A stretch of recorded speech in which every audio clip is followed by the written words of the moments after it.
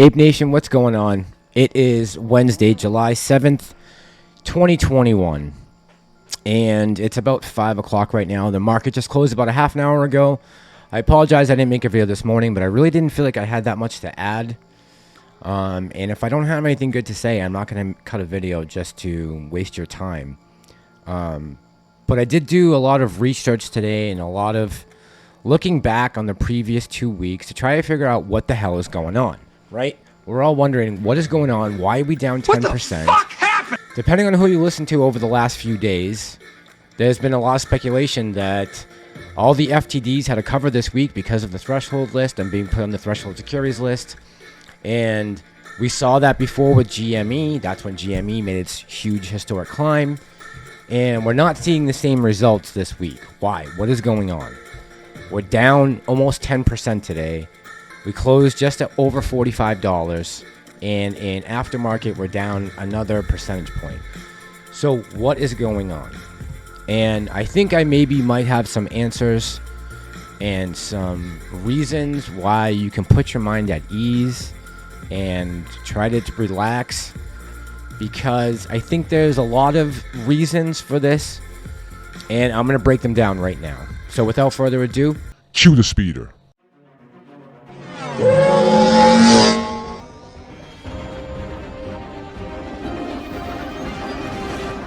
And you just said that on camera. This going viral. Ape Nation, thank you for helping me pass 200 subscribers. If you haven't subscribed yet, hopefully I can earn it today. All right, guys. So what the hell is going on with AMC? Let's go back just 2 weeks ago or a little over 2 weeks ago, to June 17th. And at that point, Trey Trades and Matt Kors went on Melissa Lee's show on CNBC, Fast Money. And at that point, the stock was over $60 a share. Today, we closed out just above 45, right? So with everything that's lined up with the DTCC 005 filing, with AMC getting put on the threshold security list, and those FTDs having to be covered by the hedge funds that they have failed to deliver on so far, and everyone on YouTube, not everyone, I can't say that, certain creators in the YouTube community are swearing up and down. And, you know, I hate to get on people about this, but the expectations with people talking about times and dates for the squeeze just pisses me off beyond all belief. And, you know, I love this community and I have a lot of affection for it, and I don't want to lead anyone on to anything.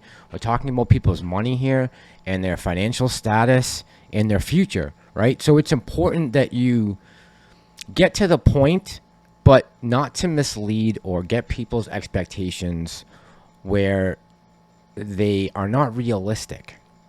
And for anyone to tell you that they know the date or the time, after all the DD that's been done, after all the research that's been done, we know there's no way to actually tell the date of the squeeze. So for people to say it's over, it's coming this week, is just nutty, and it's driving me nuts. And I know it's affecting the community a little bit, so I wish people would stop doing that, but I only have like 30 people who watch my videos, so that's not going to happen. But let's go back to June 17th, when Matt and Trey were on Melissa's show, and watch what they say and listen to the questions she asked them. So can you guys walk me through, and Trey, I'll direct this to you, can you walk me through what are the factors in place for this, what you guys call the mother of all short squeezes, to take place? Well, there's three main things that both me and Matt, like to talk about, essentially. And it's the short interest, the gamma squeeze, and FOMO buying, essentially the fear of missing out, right? So you've got a pretty decent amount of short interest, and these shares have been held for a very long time. In fact, 47 days is the average amount of time that any loan has been held on this stock, which means that the average short position is held at $10. They're down substantially, right? So there are some more shorts that can cover positions and run this up. Gamma squeezing, which is call options running from out the money to in the money, can cause the squeeze up effect as well, because market makers have to buy the underlying stock from the market, and that can drive price up. And then it's a momentum trade, right? You're going to bring in some day traders, some swing traders, some people who are looking at the stock and thinking, this is the hottest security in the market right now. I want to be a part of this. I want to make money on it. And those three factors drive into the momentum that has been what you've watched happen the last month. Matt, what triggers the squeeze eventually? What's it going to look like? What's going to look like? I mean, I think it's just going to be a very volatile, violent move to the upside. And like, just to give some, like, I guess more of the quantitative numbers to it, what Trey just said, the people who have been betting on this, on average, have had those shares loaned out for 47 days, which means they got in on average around the $10 mark, which means they're down 500%. And to put a number on that, that's over $2 billion. I get it. We're dumb money. We don't know what we're doing, but then why are they the ones down $2 billion and we're the ones that our P&Ls are like insanely high? So right there's just so much pressure against these shorts. I just did a quick rundown on the out of the money options expiring tomorrow for quadruple witching. So guys, earlier today when I went back and watched this, a couple things dawned on me. And, you know, Trey said it there in the interview. What do you need? Melissa Lee asked him, what do you need for a short squeeze? And he said, basically, for us to go up over this point of $60, we need three things. We need the short interest, we need the gamma effect, and we need FOMO. And if you think about it, this week is the perfect week to attack AMC, right? It's 4th of July week. We have a 4-day trading week. A lot of people are away on vacations, probably one of the busiest weeks for vacations, you know, in the country. And with that being said, you have a lot of money and investors who aren't really, you know, on top of their game right now, or they aren't participating because maybe they are away and they have their computers away and their phones away, and, you know, maybe they're like me and they just have alerts set in case certain prices hit. So we're missing some things right now in order for this to squeeze.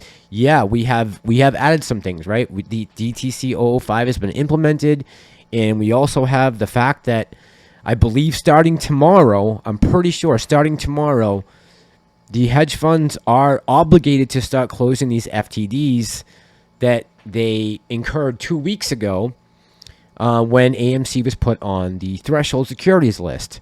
And I'm pretty sure that's supposed to start tomorrow. So we have some things working in our favor and some things that are not. So in order for the squeeze to happen, we need all of them to be working in conjunction with each other. And we just don't have that right now.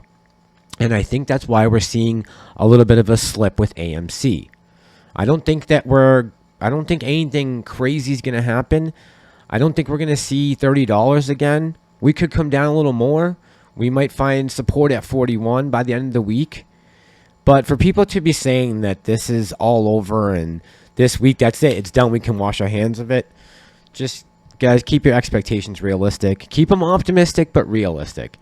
And really the bottom line in this journey that we've been on, and the point of all this, besides us getting paid, which I think is tremendously important, the bigger picture, and I'll let Trey finish it up. The number one question that you would have that you'd like answered tonight, we're going to have a lot of sort of ex-regulator, ex-SEC type guests.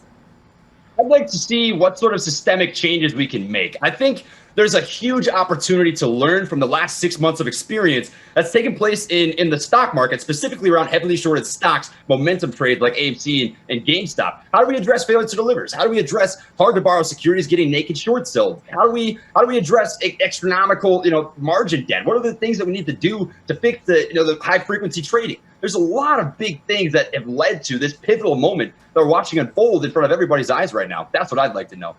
All right, Trey and Matt, we'd love to have you back on. Great to speak with you. Thank you. And guys, really, this journey is all leading up to this point, right? We're trying to implement these things into the market, which we are doing, right? We are exposing the naked shorts and the FTDs and the algorithmic trading. We've been doing this whole time, and we're starting to see rules be put in place that are going to fix the market going forward. So we are accomplishing our mission, and, keep it in line. Keep it in mind, bottom line, they have not covered yet.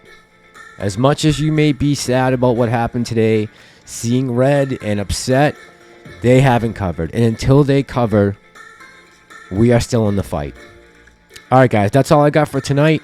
I hope this made you feel a little bit better, and maybe, you can see the other side of this argument. And I wish you guys a good night. I'll be back in the morning to do a pre-market video again. This is Ape Nation. I'm the Massalorian, and I'm out.